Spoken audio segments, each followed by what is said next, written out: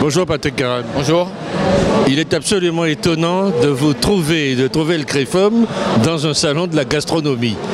C'est pas étonnant parce que d'abord Babette est membre du CREFOM et Babette nous a offert gracieusement le stand. Ce que je veux dire simplement, c'est que le CREFOM est partout où la visibilité des Outre-mer est en jeu. C'est le cas aujourd'hui. Cette question de présence ultramarine dans l'Hexagone, cette question de lobbying ultramarin dans l'Hexagone auprès des parlementaires, auprès de l'opinion publique, eh bien ça passe par des manifestations comme celle qu'organise Babette de Rosières, mais avec une maestria formidable. Alors ça, c'est une question de visibilité aujourd'hui. Et ce terme de visibilité est extrêmement important pour la communauté. C'est une question de visibilité et de lobbying.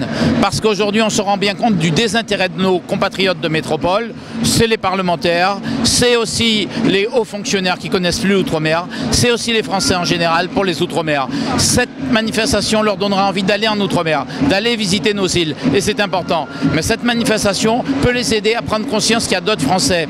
Des Français de quatre coins du monde, eh bien, qui sont comme eux et qui sont comme eux et qui aspirent à la même chose, la même revendication, l'égalité réelle. C'est des manifestations comme ça qui aident les originaires d'outre-mer à s'imposer et à creuser leur sillon dans la République. Alors c'est vrai, on parle de nous pour la culture, pour le sport, etc.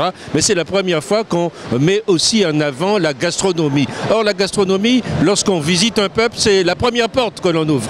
Mais le tourisme aujourd'hui qui peut marcher dans les Outre-mer, le tourisme qui peut attirer des Français, des Européens, des étrangers, c'est le tourisme gastronomique. C'est notre savoir-faire qui n'est pas aujourd'hui valorisé. Le problème, c'est que dans les Outre-mer aujourd'hui, on va manger des steaks frites, on va manger des pizzas, on ne va pas mettre en avant nos productions gastronomiques, culinaires qui sont exceptionnelles. Et c'est tout le bénéfice, c'est tout le mérite de Babette d'avoir compris et d'avoir mis en place un projet dans l'Hexagone qui met en visibilité cette gastronomie. Parce qu'il faut aussi qu'il y ait des déclinaisons outre-mer.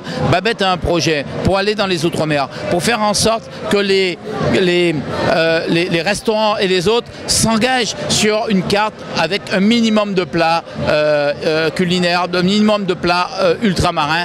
Et c'est important. C'est important parce qu'aujourd'hui, face à la concurrence des pays voisins, nous ne sommes pas égaux. Les pays voisins, le revenu par habitant, le SMIC, tout ça, ça n'existe pas.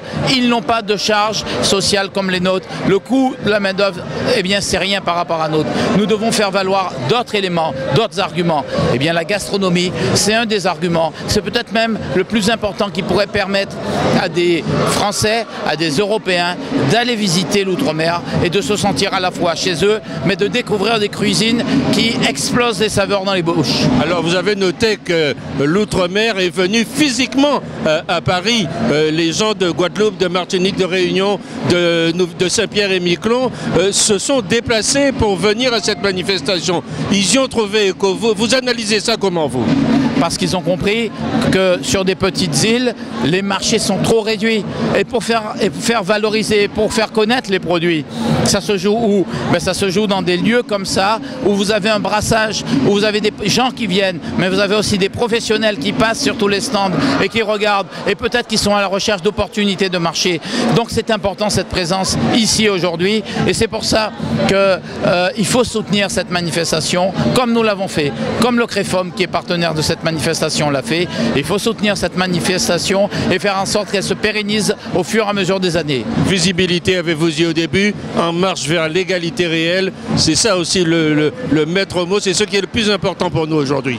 La visibilité. La visibilité fait partie de ce concept d'égalité réelle. Et sur ce concept d'égalité réelle, moi je vous annonce une surprise. La surprise, ça va être le 10 mai. Nous essayons de faire en sorte que des annonces ultra importantes soient faites ce jour-là. Je ne vous en dis pas plus. Mais si nous réussissons notre pari, eh bien le 10 mai 2015 sera une date fondatrice. Sans lever le voile, le 10 mai, ça sera le voyage du président en Outre-mer, ça sera l'inauguration du Memorial Act.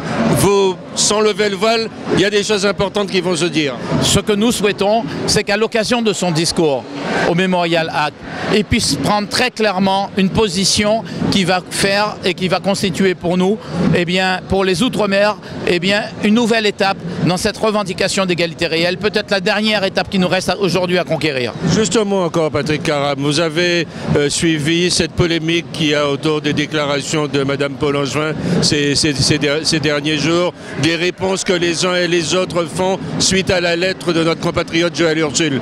Vous en pensez quoi, vous, au CREFOM? Je pense qu'il ne faut pas faire de faux procès, de mauvais procès à Paul-Angevin. Elle a pu être maladroite, mais elle s'en a expliqué dans un texte qu'elle a republié sur le site internet.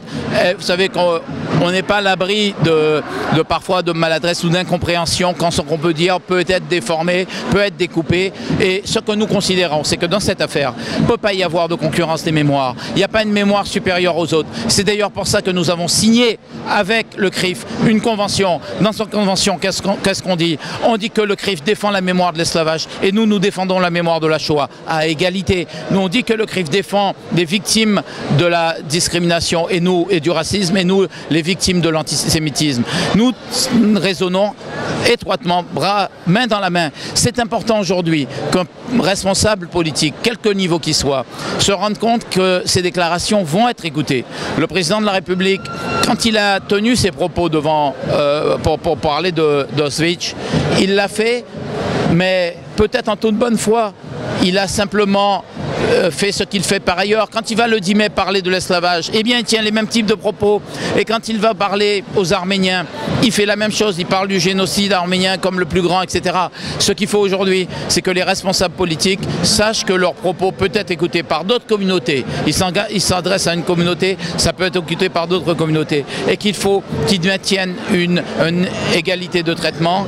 Je ne dis pas que c'est de la mauvaise foi, je ne dis pas que c'est une prise de position du président de la République qui a choisi pour telle ou telle mémoire contre telle ou telle autre. Je dis que c'est une maladresse. Je dis que quand on parle d'une mémoire, on parle des autres. Quand il viendra devant les ultramarins, il pourra parler aussi des autres génocides et crimes contre l'humanité. C'est important de montrer qu'il n'y a pas de hiérarchie et on ne peut en aucun cas considérer qu'un crime contre l'humanité ou qu'un génocide, eh bien l'un par rapport à l'autre, il y en a un plus grave et l'autre plus grave et moins grave. Ça n'est pas possible aujourd'hui de le considérer et d'ailleurs personne ne le considère. Merci Patrick Carame d'avoir été avec nous. Merci à vous.